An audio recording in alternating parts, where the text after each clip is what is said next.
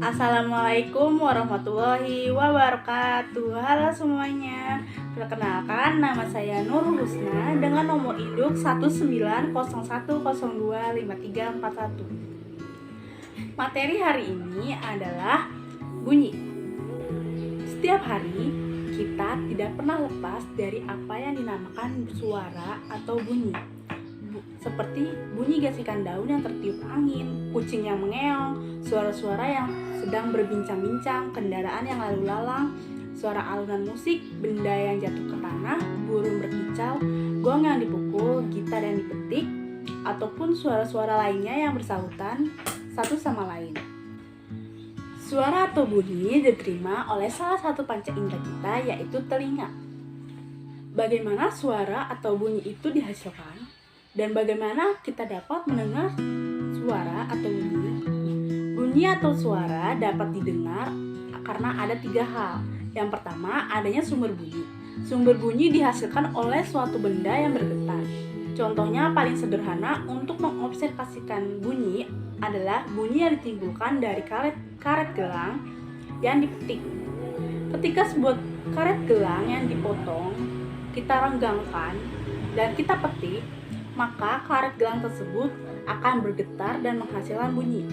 Semakin kuat renggangannya, suara kelengkingannya akan semakin tinggi. Seseorang yang sedang memukul gong menyebabkan selaput gendang itu bergetar dan menghasilkan bunyi. Contoh lainnya, getaran yang timbul pada sebuah mistar. Tempatkan ujung sebuah mistar pada tepi sebuah meja dan tekan kuat-kuat. Kemudian simpangkan ujung mistar yang lainnya ke bawah dan lepaskan. Maka mistar tersebut akan mulai bergetar. Getaran pada mistar ini mirip dengan getaran pada bandul sederhana. Kedua, adanya penerima bunyi. Penerima bunyi yang dimaksud di sini adalah telinga kita. Telinga manusia mampu mendengar bunyi pada rentang 16 Hz sampai 20.000 Hz. Prosesnya sangat singkat, adalah sebagai berikut. Gelombang bunyi yang merambat kemudian menekan udara di sekitarnya. Sehingga tekanan udara tersebut ada yang masuk di dalam telinga kita sehingga gendang telinga kita ikut bergetar. Getaran yang timbul pada gendang telinga ini disebut menjadi sinyal listrik yang diteruskan oleh otak kita untuk kemudian diproses dalam otak sehingga kita bisa merasakan adanya bunyi. Yang ketiga, adanya medium perantara. Bunyi sebagaimana telah disebutkan sebelumnya merupakan salah satu contoh gelombang mekanik. Oleh karena itu, gelombang bunyi akan merambat hanya bila ada medium perambatannya. Tanpa adanya medium perambatannya, bunyi tidak dapat merambat. Medium perambatan yang paling umum adalah udara. Kita dapat berbincang-bincang dengan siapapun itu karena adanya udara di sekitar kita hingga sampai ke telinga lawan kita. Selanjutnya, kita percobaan tentang bunyi. Siapkan alat dan bahan. Yang pertama, 2 buah gelas plastik. Yang kedua, 2 buah tusuk gigi. Yang ketiga, ada pisau atau gunting. Yang keempat, ada benang. Langkah pertama, kita lubangi belakang gelas.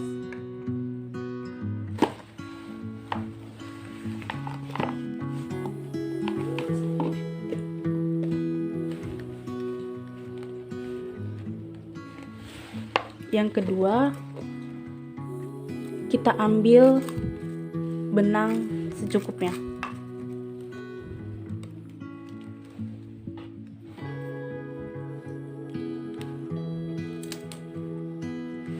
Yang ketiga, kita masukkan salah satu ujung benang ke belakang gelas yang telah kita lubangi.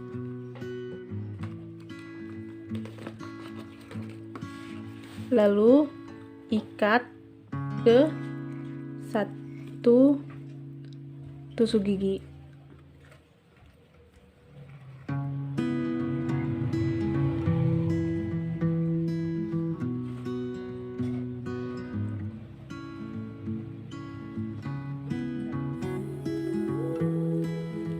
Selanjutnya, kita ulangi langkah yang tadi.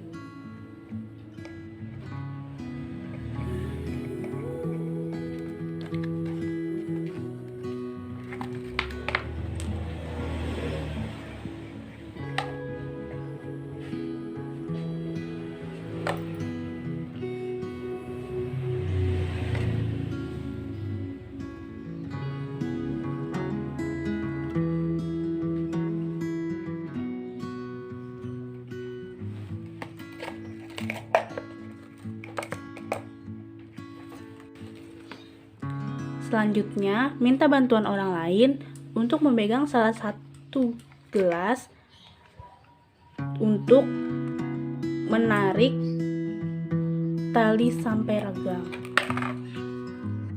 Sekarang kita uji cobakan.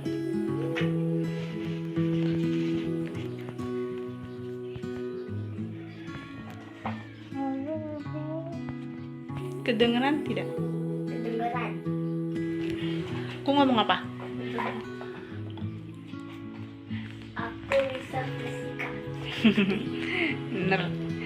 Kalau misalkan ini talinya tidak direnggangkan, kedengeran tidak?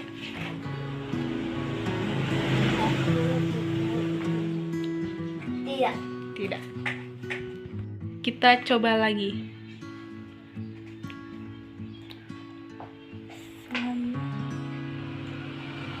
Aku ngomong apa? Saya. Ya. Nah, coba sekarang gantian.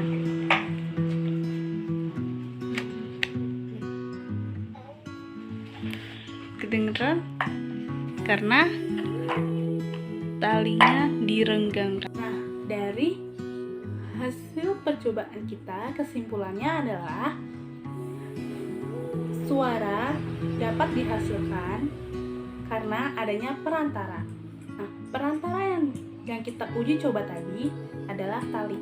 Karena adanya renggangan dari tali, maka suara dapat dihasilkan ke gelas yang satunya lagi dari gelas satunya.